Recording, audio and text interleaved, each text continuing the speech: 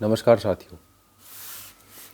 पिछली दो वीडियोस में हम आपके साथ चाइना की जो कोरोना वायरस के पीछे जो कॉन्स्पिरेसी है उसको लेके काफ़ी सारे फैक्ट्स रख चुके हैं।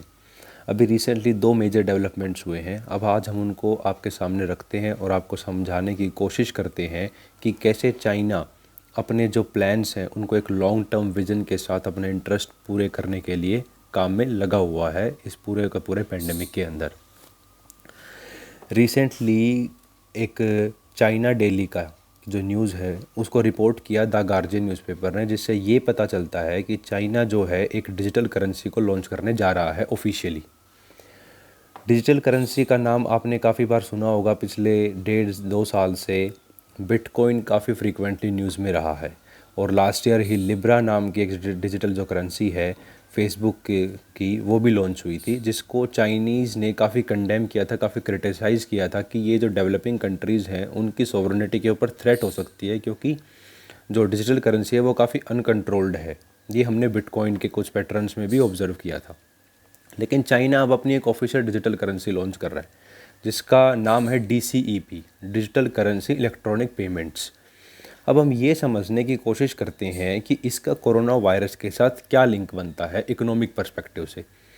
कोरोना वायरस का इसके साथ डायरेक्ट लिंक कैसे बनता है कि आप सब जानते हैं कोरोना वायरस की चेन को तोड़ने के लिए पूरी दुनिया के अंदर सोशल डिस्टेंसिंग को किया जा रहा है, जिसके अंदर हमने हर बार ये प्रमोट करने की कोशिश की है कि हम हार्ड करेंसी को कम से कम यूज़ करें और डिजिटल पेमेंट्स पे ही जाएं। तो चाइना बेसिकली इसको एक अपॉर्चुनिटी बनाते हुए मार्केट के अंदर अपनी डिजिटल करेंसी को वेल इस्टेब्लिश करना चाहता है। ये उसका पहला एजेंडा है।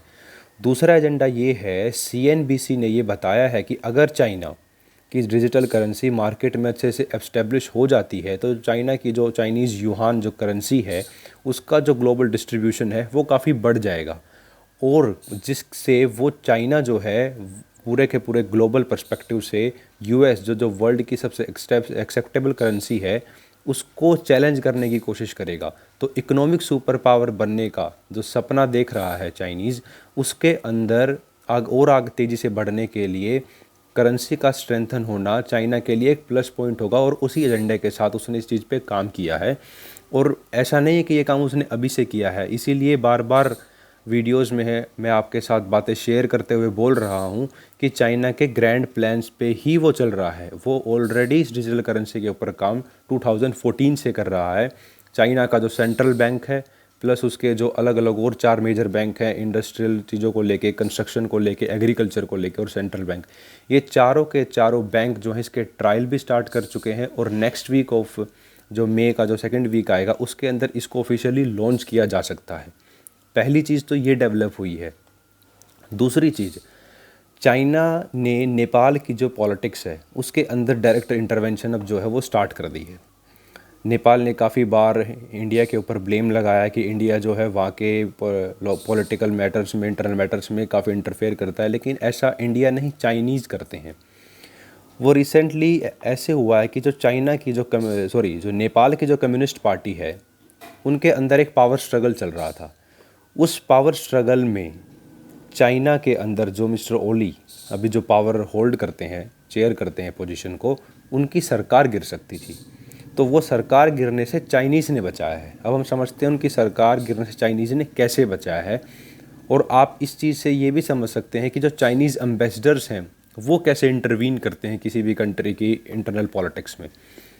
नेपाल के अंदर जो चाइनीज़ एम्बेसडर हैं उनका नाम है हाउ यांगक्वी।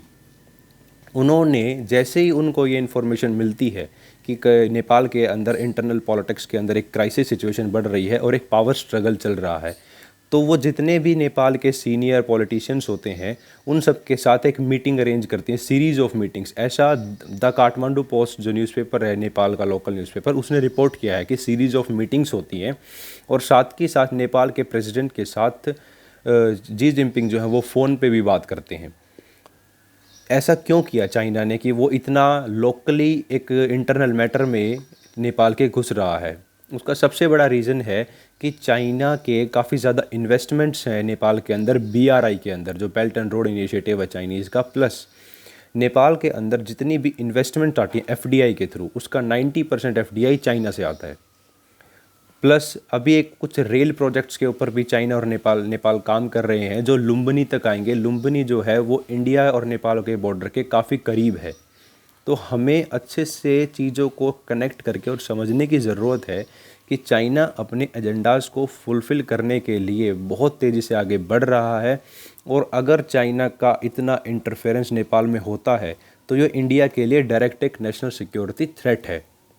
नेपाल के अंदर पावर स्ट्रगल कैसे हुआ है उसको भी थोड़ा समझने की कोशिश करते हैं। नेपाल की जो कम्युनिस्ट पार्टी है वो दो पार्टीज़ को मर्ज करके बनी थी।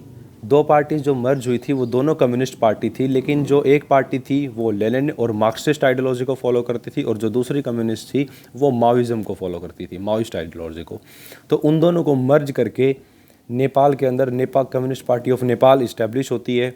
और जब भी कोएलिशन एक दो पार्टीज मर्ज होती हैं तो पावर स्ट्रगल होना तय होता है कि हम रूलिंग में आए, हम चेयर होल्ड करेंगे, हम चेयर होल्ड करेंगे। जो ये पावर स्ट्रगल हुआ, एक रिफ्ट क्रिएट हुआ, इस रिफ्ट की वजह से सरकार गिरने के चांसेस थे वहाँ पे। लेकिन चाइनीज़ जो हैं वो अलग अलग कंट्रीज़ के अंदर अपनी इंटरवेंशन भी बढ़ा रहे हैं, वो इकोनॉमिक वॉरफेयर काइंड ऑफ चीज़ भी कर रहे हैं। और एक और पॉइंट है डिजिटल करेंसी का, वो भी हम आपको बताते हैं कि अब जैसा हम सब जानते हैं कि कोरोना वायरस की वजह से एक जो सोशल मीडिया वॉरफेयर है वो चाइना और यूएस के बीच काफ़ी तेज़ी से बढ़ रही है।